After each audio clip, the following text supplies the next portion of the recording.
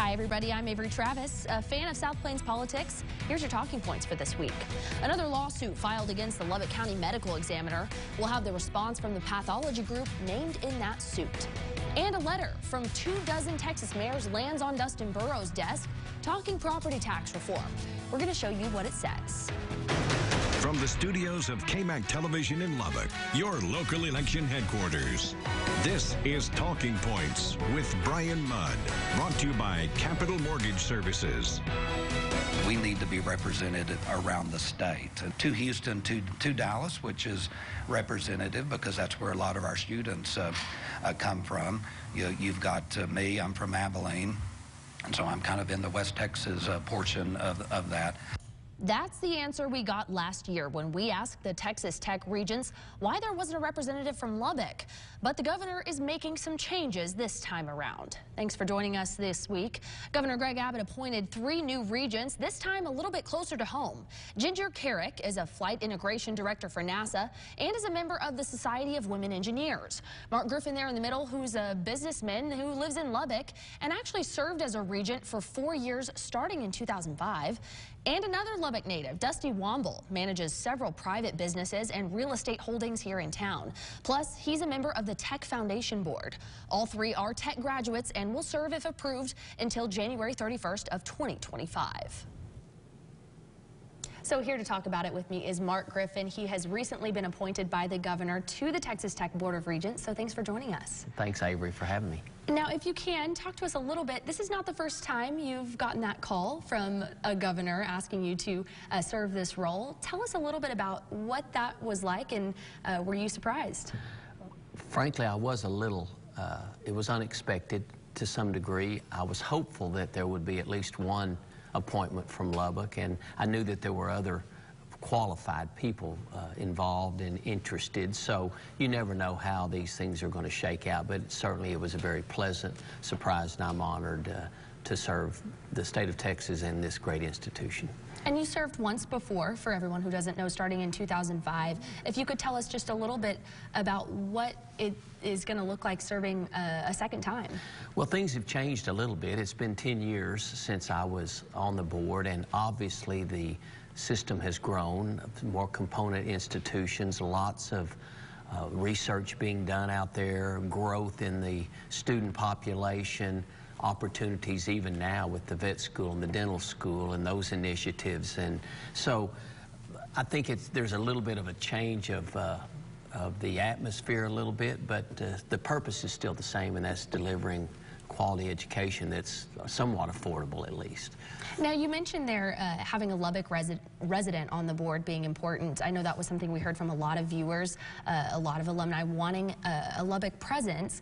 Now, between you and Mr. Dusty Womble, there's 2. Yes. If you could talk about why you as well, of course, think it's important to have that Lubbock component. Well, I think, let me say this initially, Dusty's going to be fabulous. I think he'll be wonderful. He, like me, has been a long-time citizen in this community, and I think he understands the pulse, a little bit of it, and I think that's important because the community embraces this university and this system so closely that they're interconnected in so many things, and if you're not careful, you tend to lose the relationship. And I think as Lubbock citizens and serving on that board, we can provide that connectivity, if you will, and that finger on the pulse, if you will, to kind of see this is how the community maybe sees some things that are going on out here. And I think that might, I think it would be beneficial and it will be helpful, I think.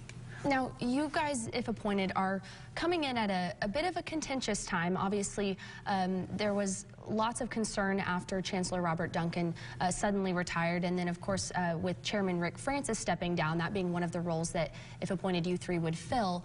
What is that like coming into a situation that has had some controversy surrounding it? Well, from my perspective, I think I have a little bit of a better understanding because even back when I served previously, we would have, certainly not to this extent, some episodes of drama, if you will, with regard to the institution and the governance thereof. But I think what this brings, Avery, is a kind of a breath of fresh air, if you will. 3 new members without agendas, with a purposeful intent that we can maybe help bring the board together. I think they're unified, quite frankly, already with some of the initiatives that are in place down at the legislature. I think that has brought them together, but I think our role will be of support and encouragement, at least initially. So last question for you here. As you're heading in, if appointed, what's your first thing on the agenda?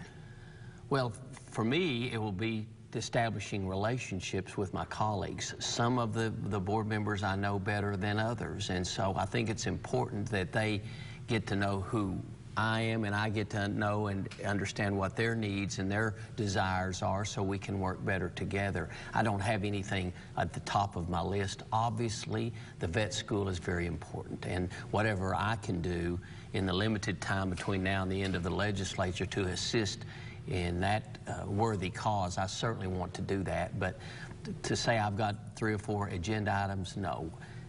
Deliver quality education at an affordable price is always got to be, I think, our #1 agenda item, and then we work from there to try to deliver the very best education we can for the young men and women who cast their lot at Texas Tech. Wonderful. Well, it's an exciting time. We're going to wait to see if those are approved, and congratulations on the appointment. Thank you, Avery. Thanks for joining us. Yes. Just one of 3 new leaders advocating for tech, but there was actually a lot of that going on down at the state capitol this week for Texas Tech System Day. University officials spent a little time with lawmakers making sure they knew how important a Texas Tech vet school is to our state. So here to break it all down for us is Kurt Langford. He's the new president and CEO of the Texas Tech Alumni Association. So thanks so much for being here with us. Great to be here. Thanks for asking. And so tell us a little bit, you are newly elected to this position. Tell us a little bit about the association and what you guys do. Sure. The Texas Tech Alumni Association, we have about 31,000 members, and we're independent of the university, but our sole mission is to support the university and its academic initiatives. Sounds like you guys did a lot of that down in Austin for Texas Tech System Day. Tell us a little bit about that event. How many people headed down there with you guys? Oh, it was an exciting time. It does your heart a lot of good to see so many Red Raiders coming from all over. And naturally, a lot of people representing the systems of Texas Tech were there, but there was a lot of volunteers, including our national board members, as well as a lot of students. Student government and student alumni board were down there as well, but alumni that are highly engaged to help tell Texas Tech's story to a lot of lawmakers that might not otherwise hear it, to let them know that there's a lot going on the other side of I-35. The west side of I-35, there's a whole lot of Texas out there, and the Texas Tech system sits permanently in that part of the state. So tell us a little bit about what you guys were actually talking with lawmakers about. Obviously, the vet school, a major concern for many alumni and people within the system, but give us a little rundown of what those conversations looked like. Sure, there were several initiatives on the table, but the vet school primarily was the case, and the dental school and the mental health needs that need to be addressed. And Texas Tech has several of these on its docket as far as how we can be of help not only to the state but to the nation. But particularly the vet school is highly emotional, and the need is very, very strong there. Again, so much of the large animals that aren't being served and the veterinarians in that area. You know, back in the 60s there was only 1 medical school in the state, and today we have about 11, and I can't imagine the world of hurt this state would be in if not for that. And even today we still only have 1 vet school, so there's a need, and we're here to help address that need. And how do you feel that message was received by lawmakers? Did you get any pushback? We know we've heard pushback from some people around the state, so how was that received? It was interesting. I think the whole purpose of the event was to help educate. And obviously people get emotional about this, thinking it's a rivalry issue. It's not. Our message was to encourage lawmakers to look at the facts, to really make their decision based on the facts, based on the numbers, which we feel like we presented that very, very effectively. I know in the few conversations that I had in the few offices that I went into, people raised their eyebrows and they said, you know, they recognized, and I could tell that that had been communicated pretty effectively even before our presence there. The good news, and part of that message, is how much private funding has already been delivered to help make this happen. When you think about $90 million has already been generated, not state funds, but private funds for this effort, speaks volumes.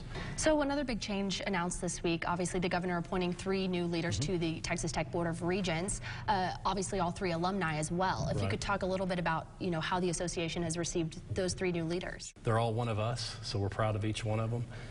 2 of them obviously in the Lubbock area. I think that's being received very, very well. That hadn't necessarily been the case in the past. So to have that local representation, I think, goes a long ways with the alumni to in the fact that they kind of understand some of the local issues. And then, of course, Ginger, who's not in the Lubbock area, she's one of us as well, and very, very influential, and just a good vision for the future of the university. You know, Paul Whitfield Horn, our first president, challenged us to think big and to think beyond just the borders of Lubbock. But Texas Tech has emerged and is such a strong academic institution beyond just West Texas. And I think that's what we need the Board of Regents to continue to do, is help set our sights high, help us to think big, and to give us that vision to take our flag and fly it even higher. So if there's any alumni out there that want to get involved or want to learn more about the association, give us a little details on where they can find you. Sure. The association would be proud to have all the support that we can get from our alumni and friends. They could be more than happy to get involved at texastechalumni.org, or I would encourage them to download the app. If they'll go to the App Store and search Texas Tech Alumni Association, they can download the app free of charge, and that'll help them to be informed, engaged, and activated on behalf of their alma mater. Would love to have them. Let's change gears here now and do this week's poll question. Lawmakers have filed bills in the House and the Senate to raise the age you can buy tobacco from 18 to 21. Would you support this move, yes or no? Talk to us on our KMAC Facebook page and online at everythinglubbock.com. You can click on Talking Points and give us your opinion. Still to come here on the show, a major spotlight this legislative session on our public schools. So up next, we're sitting down with the superintendent of LISD.